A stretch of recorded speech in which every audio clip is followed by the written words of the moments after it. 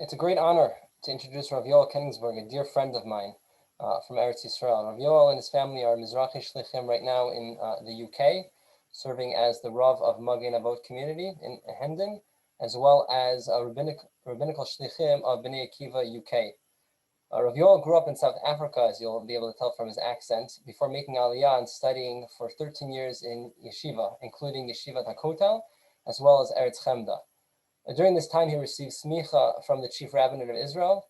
He has a B.Ed from Lifshitz College and a master's degree in science and halachim from Bar Mitzvah University. For those of you who are interested, Rabbi Yoel has become an expert in the field of lab-grown meat and has written and spoken extensively on the topic. But Rabbi Yoel here is with us today for a different reason. Today is Yom Hazikaron, when we remember the soldiers and civilians who had fallen in the continuous battle and struggles of the state of Israel. We're remembering the 23,920 holy souls who have been taken from us. But it's important to remember that we are not just remembering those that we've lost. We're also sharing in the pain and the mourning of those that they left behind. They are their living memories. Their story, too, is one that we must remember on this day of remembrance. With that, I invite Rabbi Yoel to share his story.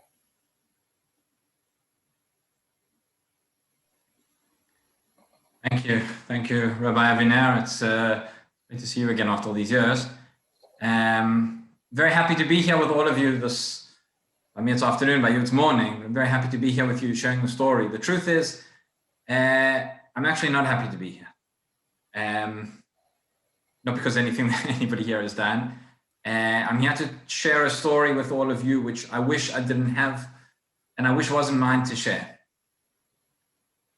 But the way that it is, and the way that life has turned out, is that it is. It's a story that I have, and being that as it is, I'm really happy that I'm able to share it with you all. I really want to tell you two stories which are inextricably linked. Two stories about two different people. One of them is named Joel Kenigsberg, that's me. And the other one is named Stephen Kenigsberg, and that's my brother. You know, today's Yom Hazikaron, we have, Rabbi Aviner mentioned, 23,928 soldiers that we remember, that we think about today. And the truth is, every year in Israel, there are two memorial days, a week apart. Last week, we had Yom HaShoah, when we remembered the 6 million. Today we have Yom Hazikaron. And it's been said that, you know, we have two memorial days. Yom Hazikaron teaches us, we remember what the cost is of having a state of our own. And Yom HaShoah, which we marked a week ago, teaches us the cost of not having a state of our own. And one of the things, you know, there's a lot that's been said about 6 million, about that number. In recent years, I don't know if you have this in Toronto. Over here, they have what they call the Yellow Candle Project, which they had for Yom HaShoah, where everybody was given a candle, you know, with a name and an age of one person who was killed in the Holocaust, to remember, because 6 million, we remember of 6 million. You can remember one person. You can remember one individual. But it's more than that. It's about the fact that in the Holocaust, our enemies tried to wipe us out. They tried to make us numbers and not names. They tried to take away our identity. They tried to take away the personal story that each and every one of us has. And I think when we come to Yom HaZikaron, that's one of the reasons why this day, so much of it is not about numbers. 23,928, we can say it as many times as we want. It's not about the numbers, it's about the names. It's about the stories, it's about the people, it's about each and every single individual. So that's why, if you've ever been in Israel on this day on Yom HaZikaron, so you'll know that the ceremonies there are very, very different to ceremonies that they have anywhere else in the world. But the focus is a name. Every year I go to a ceremony in Or Chaim, which is the city where my dad lives, where my brother lived, where he's buried. And they have a ceremony and they read out the names of each and every one of the soldiers from that city who was killed. There is a TV channel in Israel. For 25 hours of Yom HaZikaron, all it shows is names. It goes names one after the other, it goes the names of the soldiers who were killed. And as I said, I want to share with you the story of one of those soldiers. His name was Stephen Kenigsberg. He was my brother. The story begins in South Africa. The story begins when we go back to South Africa 30, 40 years ago, maybe even before that. And we grew up in South Africa. We were a typical South African Jewish sort of family, not so religious, but very, very Zionist.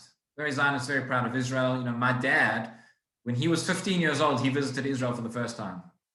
And like many, many people, like many of you here, he came back. The first time he came back from the plane, he had been in Israel at the age of 15. He knew he wanted to make aliyah.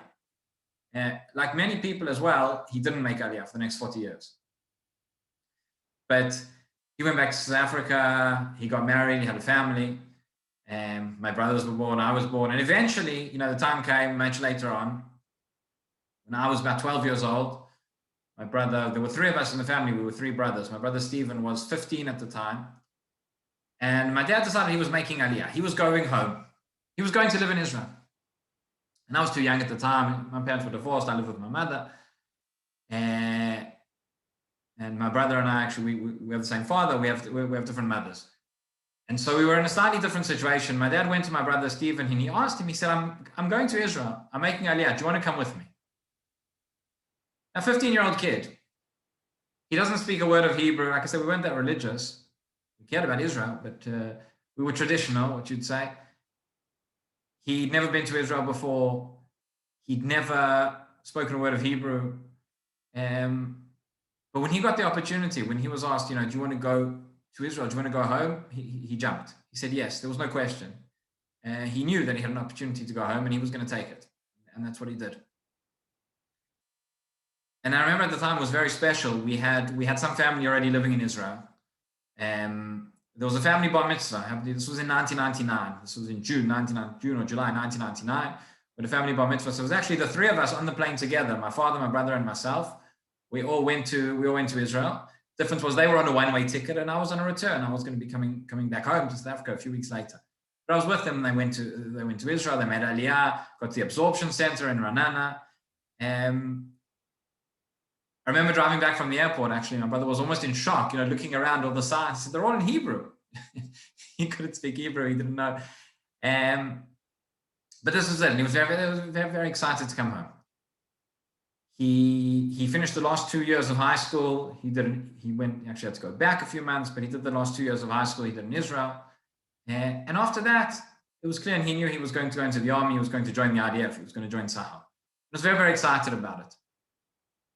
I was in South Africa, moving here to the time I was 14, 15 years old. My brother was joining the army.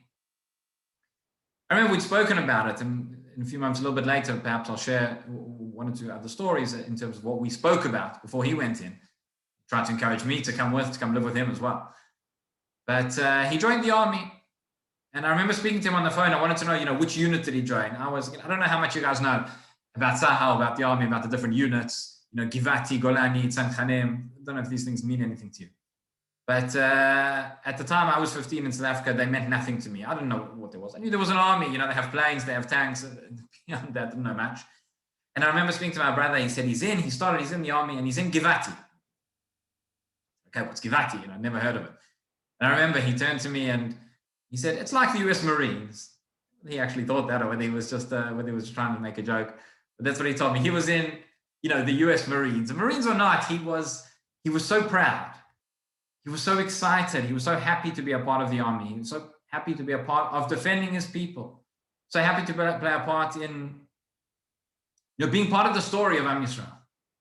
That's what it was. And I want to say, because sometimes people misunderstand. Sometimes people make a mistake. Sometimes people think, do we glorify death? Do we want to die? Is there something that we're proud of? The answer is no, we don't. We sanctify life. My brother never, ever wanted to die. He wanted to live. He wanted to defend. But he knew that in order that we can all live, in order that we can all thrive, and whether it's in Israel, in Canada, or in England, or wherever it is, in order that we can live as a Jewish people, we need an army that's going to protect us. We need people that are going to be willing to pay the ultimate sacrifice if they're called upon. And so he went to the army. I can tell you he was an outstanding soldier. He was only there for 7 or 8 months. But he was, there are certain soldiers that, the way it works, you go into the army, you do your basic training. After that, you have advanced training. Certain people get to go on what's called Kurs Makim, commander's course, to go and be commanders and ultimately become officers after a certain amount of time. Some soldiers are so good that they get to go a little bit earlier. He was that good. He was meant to go actually a week to the day after he was killed was when his course was meant to start. Was that he never got to join. One of the stories that we were told about, we were told a lot of stories after he died. One of the stories that his friends, his commanders told us was that in his unit, one of the times they went and they did shooting practice. The commander wanted to, raise motivation, raise morale of the troops. He said, okay, whoever hits the target the most times today gets a cake. Always with Jews, we like getting food. And that day, Stephen was the one who hit the target the most times. The next week they went for shooting practice again. The commander said, whoever hits the target today the most times gets a cake. Once again, it was Stephen. The next week they went off, they said, okay, whoever hits the target today the most times except for Stephen gets a cake. Got one as well or not, I'm not sure. But that's who he was. He was somebody who would make everybody laugh. Somebody who would make everybody smile. You could be in a room, no matter what it was, he would walk in and within a few moments, everybody would be laughing, he'd be joking, he'd be smiling. He would just raise your spirits. Because of that, it's so hard, even 19 years later, to talk about him in the past tense. He was just so full of life. And he was in Givati, as I said. The year was 2001 and 2002. This was the height of the second Intifada. And it was a very, very dangerous time. It was a very scary time to be in Israel. And there were suicide bombings just about every day. Some of the more famous, quote unquote, terror attacks that have happened, took place in this time. And people have heard of, the Sparrow Pizza bombing on Ben Yehuda. People have heard of the Park Hotel Netanya on Pesach night. This was that period. And every day you would turn on the news and you would hear about more terror attacks. Every day you would see the newspaper in Israel would just have faces. I spoke before about faces and names of more people who had been soldiers, civilians, who had been attacked, who had been killed. On the day that my brother was killed, there were 21 Israelis who were killed on that day. There was a separate attack near Ofra. There was a sniper who killed 10 people. There were a few other attacks as well. I remember even during the Shiva, when we were sitting Shiva for him, every day, every night, there was another terror attack, another coffee shop blowing up, another restaurant blowing up, another bus blowing up. That was the time. And it was just after that Israel went on Operation Defensive Shield, Chomat Magen, which was an operation, but it was close to a war. Anyway, going back a few months before that, so I was living in South Africa. I was a 15-year-old kid in South Africa. Like I said, I cared about Israel, I had a connection to it. It wasn't the most important thing in my life. I knew about it. I knew that things were a little bit dangerous. I knew that my brother was in the army. I knew that he was going to serve in Gaza. All these things. I knew that theoretically it was dangerous. Theoretically, there's a possibility that something might happen because things happen to soldiers. But never ever, really struck me that this might be something that, in Yom Hazikaron, you have those names and those numbers and those families, and it never ever entered my mind that I would be joining one of those families. We fast forward to the 3rd of March, 2002. 3rd of March, 2002 was a Sunday morning. Yud Tet Adar, it was 5 days after Purim. I can remember exactly where I was.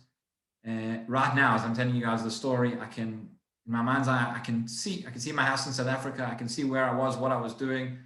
Remember it as clearly as it was yesterday.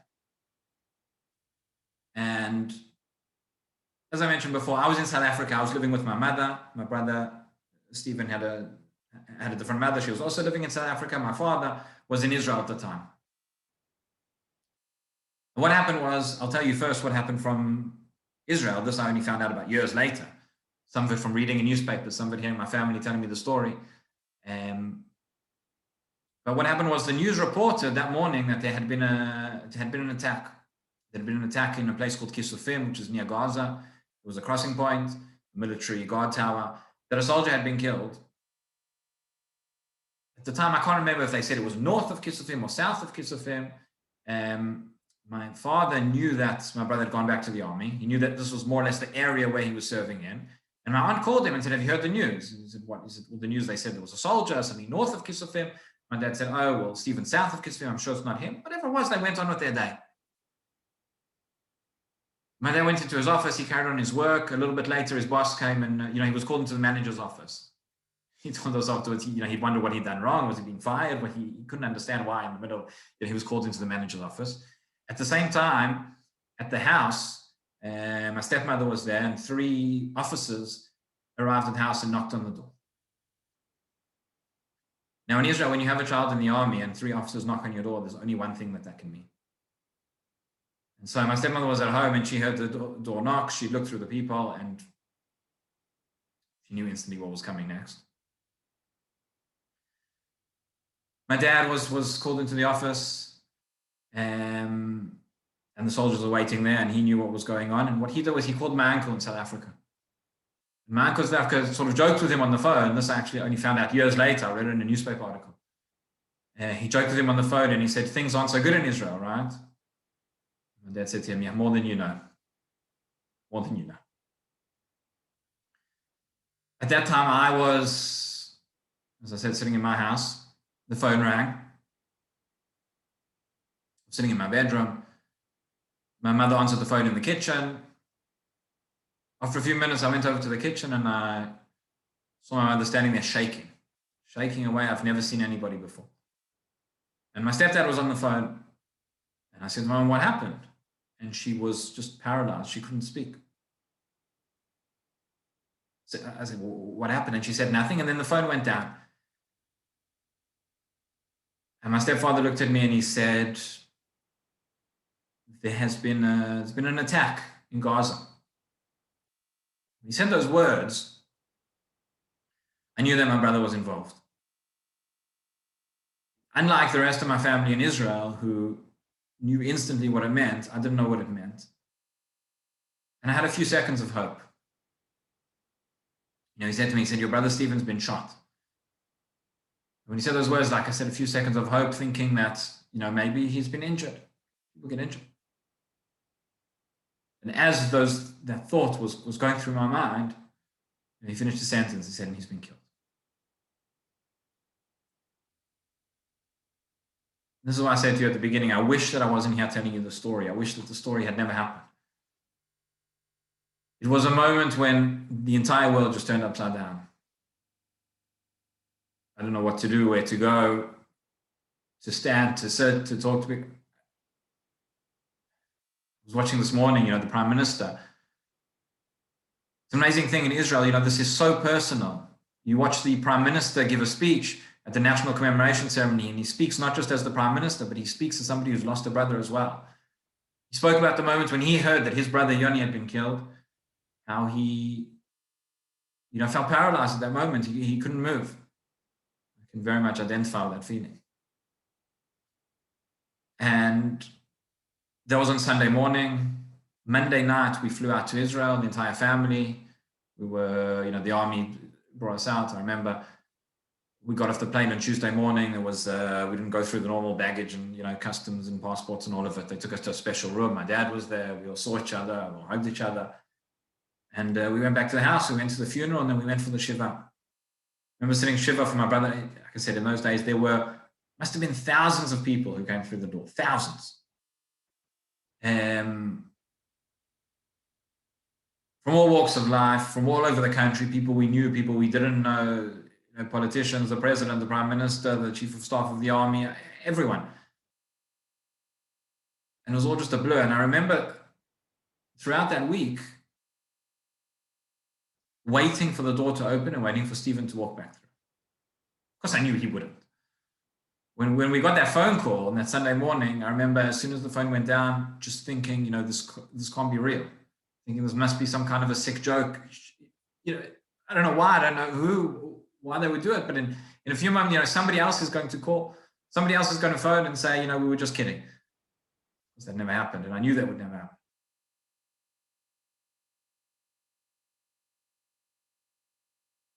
That was 19 years ago.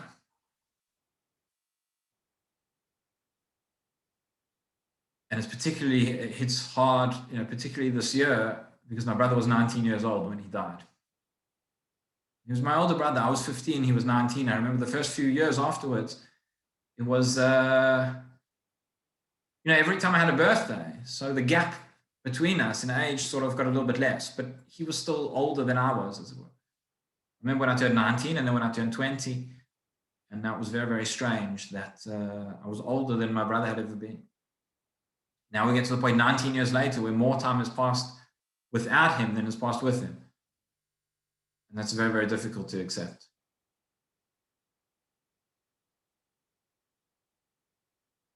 One of the things that my family decided very early on was that we were not going to be victims of terror, but that we were going to be survivors. That we were not going to give up, that we were not going to stop living, that my brother had given his life for us and for you and for every single Jewish person around the world. And we were going to carry on living in a way that was going to make him proud. We were going to carry on the mission that he wasn't able to fulfill, but we could. I remember, as I said, my dad and my brother had made aliyah in 1999. I was killed in 2002, less than 3 years after he'd been there. And amongst those thousands of people that came to our house in those weeks afterwards, there were journalists. One of the questions they asked my dad was, when are you going back? And I have to tell you, my dad looked at these people like they were from another planet. What do you mean, when we're going back? They said, well, you came to Israel, you moved across, things haven't worked out. Are you going back to South Africa? He said, what are you talking about? We came to Israel because Israel's home. We came here to fulfill the dream of thousands of years. Things haven't gone the way that we wanted. We are hurting, we are mourning, and we will continue to mourn for the rest of our lives. But we're not going to give up on our dream because things didn't go the way we wanted. And I can tell you from a personal perspective, when I got on the plane to go back to South Africa after the funeral and the Shiva and an extended stay in Israel for that time, I knew that there would come a time, I didn't know when it would be, but I knew there would come a time, there would come a day when I would be on the plane again, and it would be a one-way ticket. I'd be coming home to live in Israel. It was just, that was the only way forward.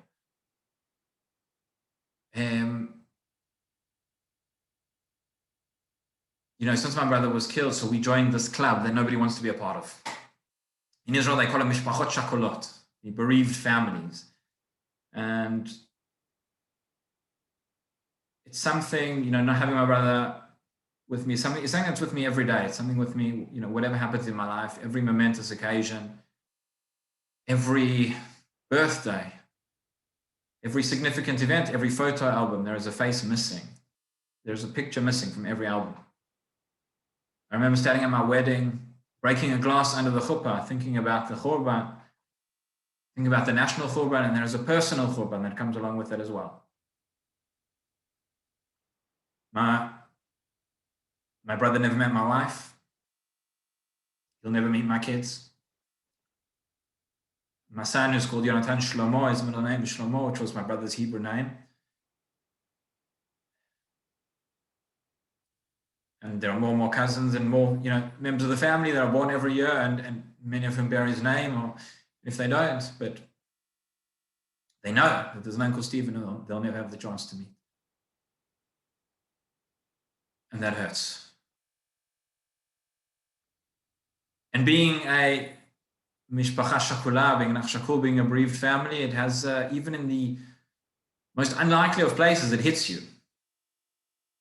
One of the things often I'll meet somebody and they'll say to me, how many brothers do you have? How many siblings do you have? And I never know how to answer the question. I could say 2, but I don't have to anymore. I could say 1, but what about Stephen? So usually I say something along the lines of, well, I had to. Sometimes they ask, sometimes they don't ask.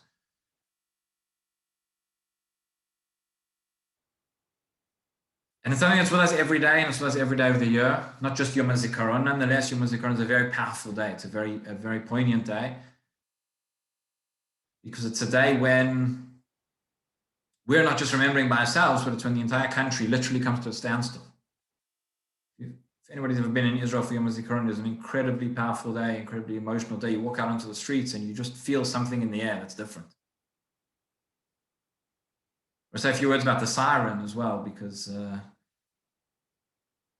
last night and again this morning in Israel, they had an air raid siren. 1 minute last night, 2 minutes this morning, where the entire country comes to a standstill.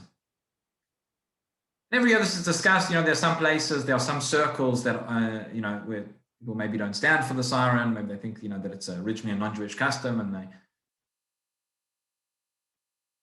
share with you a story. A few years ago when I was standing at the cemetery together with, hundreds, thousands of other people from Hod HaSharon, religious, non-religious, people who have lost somebody, who have a family member or a friend, or people who've just come to show their respects.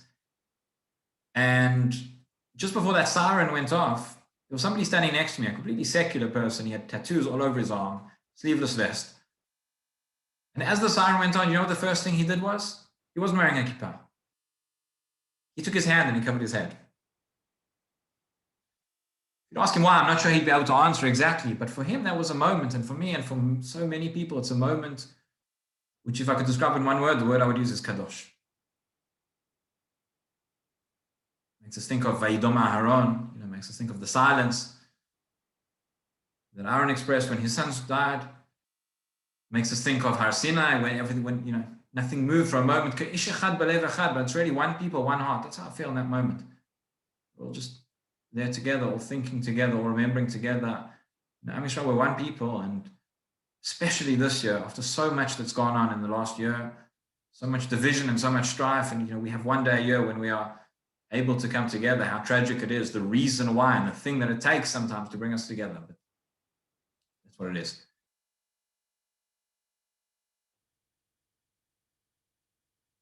Just to end off, and then I'll open for questions if anybody has anything particular they'd like me to speak about. I'll just talk about this idea that something very, very strange. Right now it's 4:00 where I am, but it's still in the morning. It's still very much Yom Hazikaron. In Israel, 2 hours ahead, it's already Yom Ha'atzmaut. The flags have been, the flags are being raised.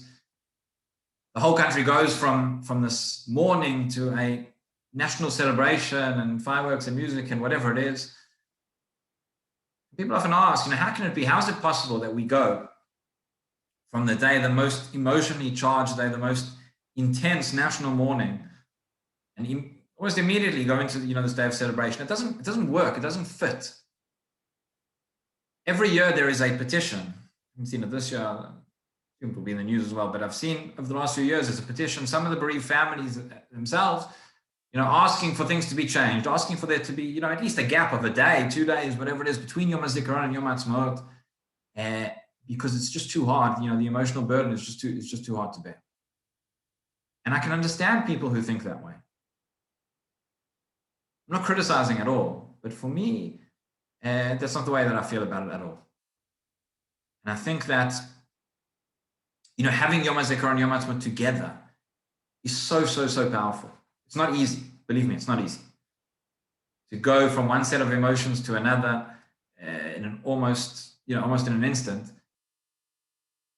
is very, very challenging. It's very, very emotionally taxing. But it teaches us two things. It teaches us that without Yom Hazikaron, there is no Yom Ha'atzmaut. Without the people who've given their lives, without the people who've been willing to give their lives, there is no state of Israel. Without them, Jews cannot be free and cannot sit and do all the things that we do as Jewish people, whether it's in Israel or Canada or England or anywhere in the world. It just couldn't happen. We owe them our thanks. I think it teaches us a message in the other direction as well. I think after Yom Hazikaron, there has to be a Yom Ha'atzmaut. It's not enough just to end it there. We stop, we remember, we mourn, but then we have to go forward. Then we think, what do we do? Where do we go with this? And those people that we remember, we can remember them and can get us into depression to the point that we can't get out of bed. It's not going to help anybody. But we remember them, we remember their sacrifices, we remember the things that they died for. And every single one of us can ask a question. Please God, we won't have to give our lives. We won't be in such extreme circumstances. But are there things that we are willing to live? And do we have those same ideals, whether it's Am Yisrael, whether it's Eretz Yisrael, whether it's Torah Yisrael, whatever it is? What are our lives about? What are the things that we are willing to sacrifice? What are the things that we are willing to give up for? How can we rededicate our lives in a way that all those who've gone, or all those who've given us that gift of life, will be proud?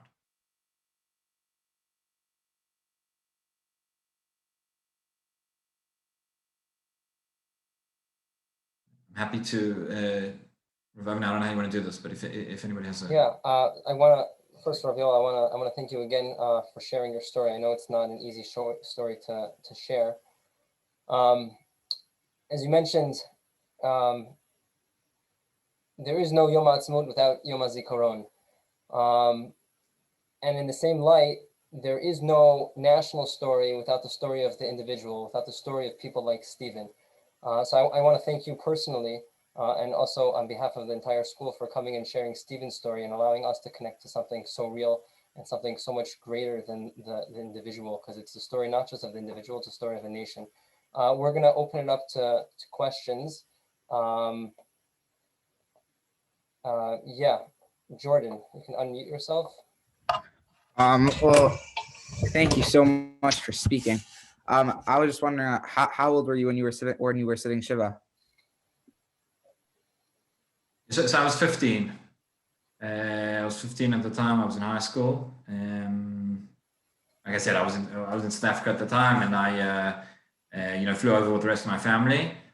I remember I still have the card that my friends in school made, to say, kind of wish me the best. And I was there for a couple of months, and then I came back to South Africa, and then about 2.5 years later, I made aliyah.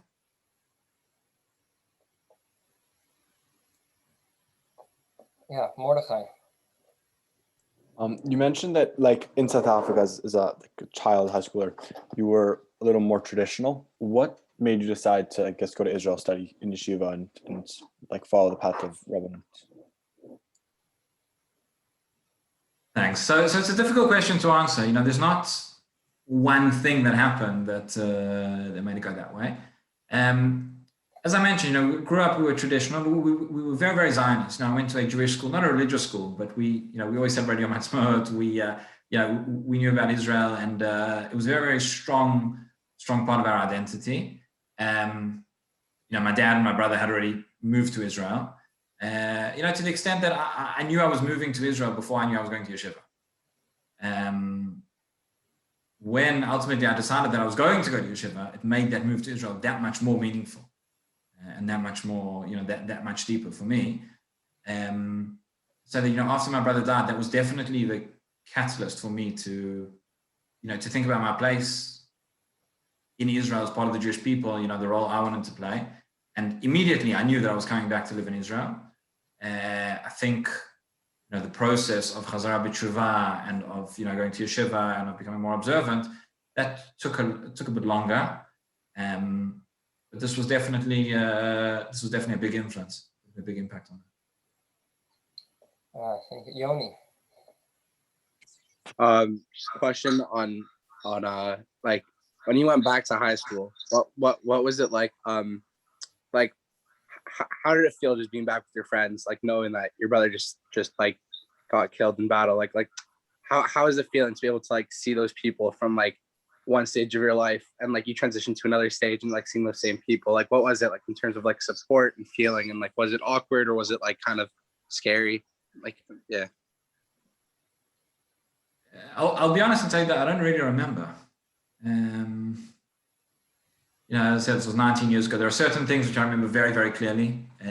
Actually, the day that I found out, the moment I found out that my brother was gone, I can remember that like yesterday. There's bits and pieces after that I remember, the bits and pieces that are a little bit of a blur. Going back, I don't really remember so well. I remember that it was difficult. It was very, very difficult to leave. It was very difficult to leave Israel. It was kind of, it was very strange to go back to kind of, what was before. What I'll say that I find difficult, and even now, I mentioned at the beginning, I'm sitting here talking to you from London. I'm on Shaliach here. It's very strange, and it's very hard, and it's very uncomfortable not being in Israel, particularly on these days.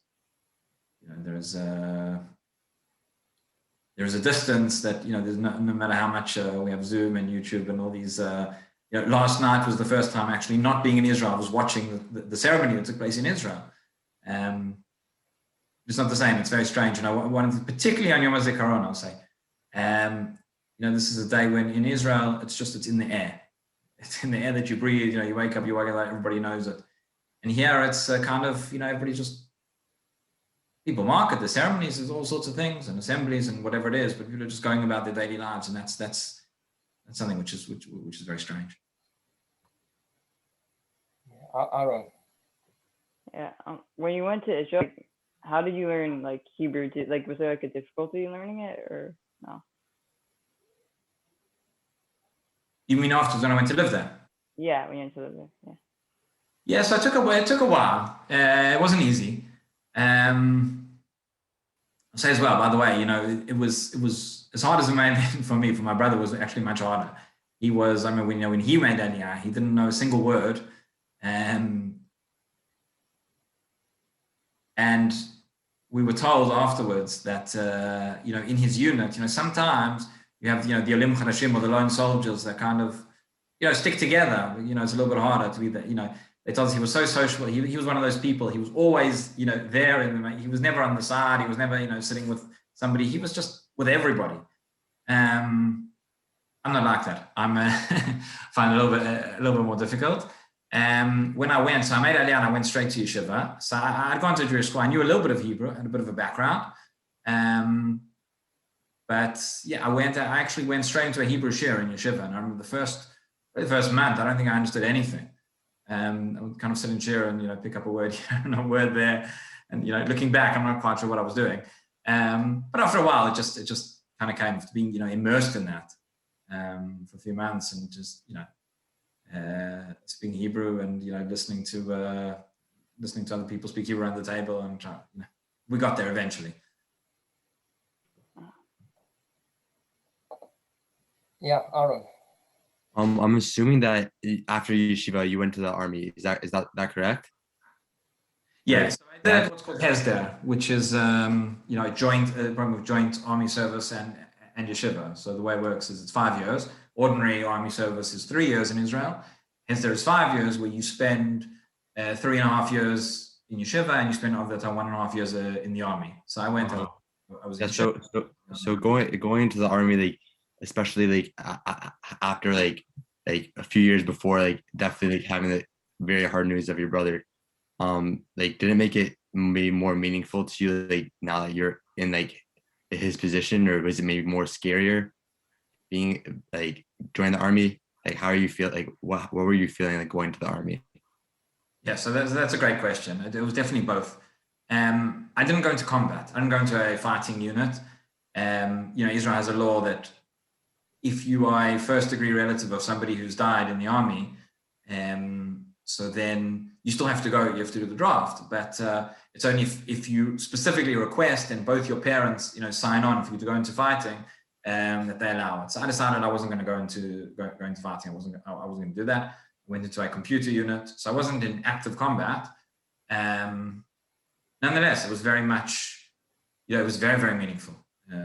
To put on that uniform, to stand there, to be in that position, very much. I remember we would, during basic training, we would you have your what's called mizdar every day. You sing the national anthem. I remember very much just standing there, singing a tikva and thinking, what was Stephen thinking when he was doing this, and being very, very proud to be able to follow in his footsteps.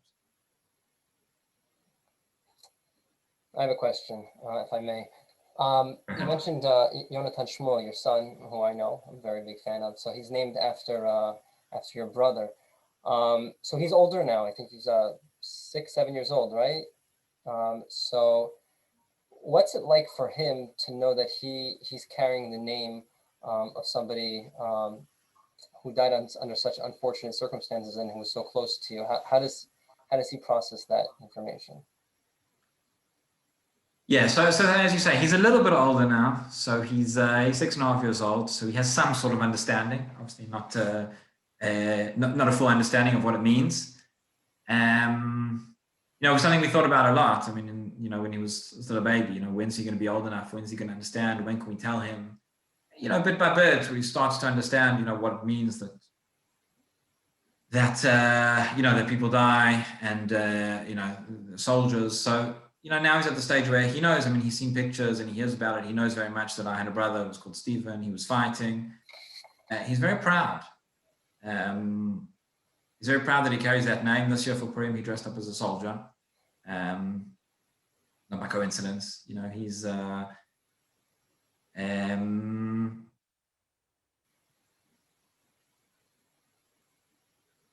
mean, obviously he doesn't get it, he doesn't get it fully. He doesn't understand exactly what it means, but he's definitely has that pride, knowing that he bears the name of somebody who did such great things.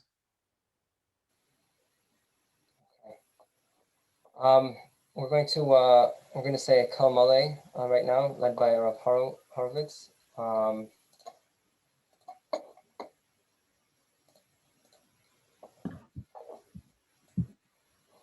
And followed by this, we'll have a moment of silence and a siren, which will commemorate along with the rest of Klal Yisrael. El Male Rachamim שוכן במרומים, המצא מנוחה נכונה על כנפי השכינה, במעלות קדושים טהורים וגיבורים, כזוהר הרקיע מאירים ומזהירים, לנשמות חללי מערכות ישראל שנפלו במלחמות ישראל, בפעולות הגנה, תגמול וביטחון, ובעת מילוי תפקידם, ובעת שירותם, ושחרפו נפשם למות על קדושת השם. ובעזרת אלוהי מערכות ישראל, הביאו לתקומת האומה והמדינה, ולגאולת הארץ ועיר האלוהים. בעבור שאנו מתפללים לעילוי נשמותיהם. לכן בעל הרחמים, יסתירם בסדר כנפיו לעולמים, ויצרור בצרור החיים את נשמותיהם. בגן עדן תהא מנוחתם, אדוני הוא נחלתם, וינוחו בשלום על משכבותם, ותעמוד לכל ישראל זכותם, ויעמדו לגורלם לקץ הימין, ונאמר אמן. A moment of silence to remember those who have fallen while we listen to the siren.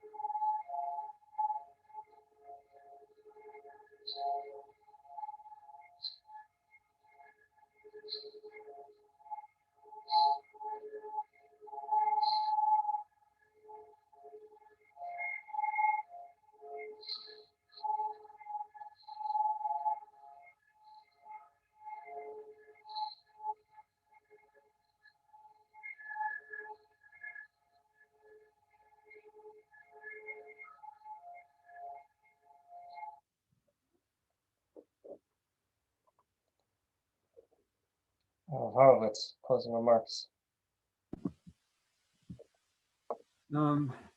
As Rabbi Joel mentioned, just being in Israel in such a day is a very different experience. And sometimes I think being outside of Israel, being here, being in our school, being in Canada in such a day, we might feel far away, or as if we don't know anyone that this happened to. And I spoke last week to a few students of ours and families from the school, students that I met on my first year here of Shlichut, students that if you're now in grade 11 or 12, you have met. They are now in the army, in the IDF, going through training. And this is really a story of our nation. This is a story of each and every one of us. And we call this day Yom Hazikaron. And some people want to translate Zikaron into remembering. But if we look in our Torah, if we look into the Psukim, we know that Lizkor and Zachor, it comes with a meaning of action. It is not only remembering, saying, oh, I know that this thing happened. It's a remembrance that comes with a understanding, that comes with a doing, that comes with meaning to our life. On this day of Yom HaZikaron, we remember and we know and we feel part of this nation. And as Rabbi Joel mentioned, this is us knowing that we are part of this story. It doesn't matter if you're a Jew in Israel or in Canada or in London or in South Africa. You're part of this story. And these individuals that gave their life, they gave their life so we will have ours. And so we continue living. And our remembrance of this day is to give significance to their gift that they gave to us. And I think that we need to grow from this day of remembrance into action. An action of being sensitive to the people around us. For us, it's one day a year where we remember. For the families, for the individuals, this is a day by day. And we need to acknowledge that and be sensitive to the people around us. It's us remembering and acting upon the fact that we are one nation, growing, as Rabbi Joel said, from this diversity and this sense of division into a sense of unity and into a sense of one. And remembering that each and every one of us, through our lives, through our being, through our existence, when we feel part of one nation, when we act, we can take care of ourselves as a whole. So we should take this Yom HaZikaron, this day of remembrance, and you should take these very meaningful words, very significant stories that we heard, and use it not only to remember in a knowledge type of perspective, but in an action. Let's translate it into our day-to-day, into our connection to one another, into how we view BAS, the Bnei Akiva schools, as part of this story, as we continue to be proud of all our graduates that go and make aliyah and draft and represent us. And as we go through this path of being one nation, not only remembering by thought, but remembering by action. Thank you, Rabbi Horovitz. Okay, that will end our assembly today. I wanted to thank everybody for taking the time this morning and joining us, and a special thank you again to Rabbi Yoel for sharing his story. Rabbi Yoel, it's always a pleasure to see you, and B'ezrat Hashem, I'll see you back in Eretz Yisrael, hopefully with many of our students, and we'll celebrate good times together, as well as commemorate lesser good times.